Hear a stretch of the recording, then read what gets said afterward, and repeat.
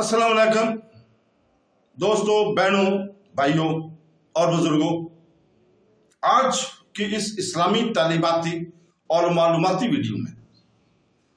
ہم کینسر سے لڑنے والوں کے لیے 10,000 مرتبہ سورہ اخلاص پڑھنے کی روحانی اور مذہبی اہمیت کا جائزہ لیتے ہیں۔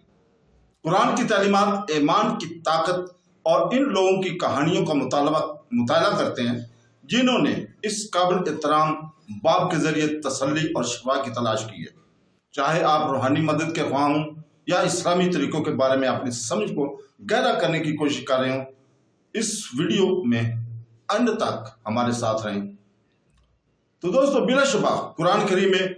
انسانوں کے لیے شفا ہے، اور منقول ہے کہ بعض آیات اور صورتوں میں انسان کے لیے شفا اور حفاظت ہے،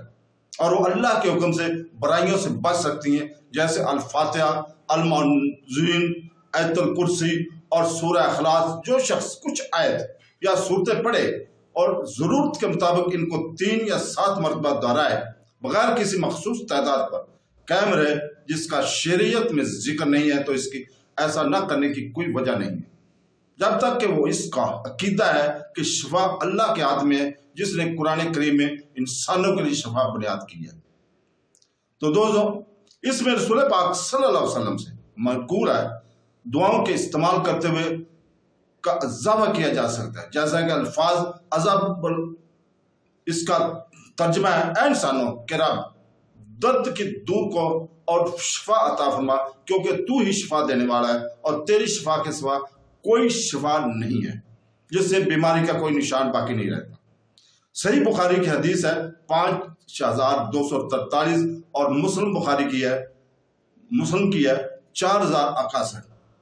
اور کوئی ایسا کرے جیسا کہ عظیم صحابی نے مشورہ دیا تھا جب کسی نے درد کی شکایت اس سے کی۔ آپ صلی اللہ علیہ وسلم نے فرمایا: اپنا ہاتھ اپنے جسم کے اس حصے پر رکھو جو تکلیف دے رہا ہو، اور 3 بار بسم اللہ کرو، پھر 7 بار کہو اعوذ باللہ،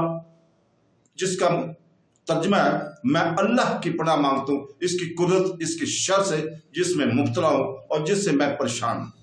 اگر کوئی ایسا کرے اور دوسری دعائیں جو صحیح حدیث میں رسول پاک صلی اللہ علیہ وسلم سے منقول ہے پڑھ لے تو یہ بہت اچھا ہوگا۔ اگر اللہ پر بھروسہ کر کے پڑھی جائے یہ والی آیات اور دعا کے معنی غور کرنے کے ساتھ ملایا جائے، اور رقیہ کرنے والا اور جس کے لیے کیا گیا ہے دونوں ہی نیک لوگ ہوں، تو یہ بہت فائدہ مند ہوگا۔ تو اللہ نے چاہا اور اوپر کی بنا پر سوال میں مذکور طریقے سے جمع ہونا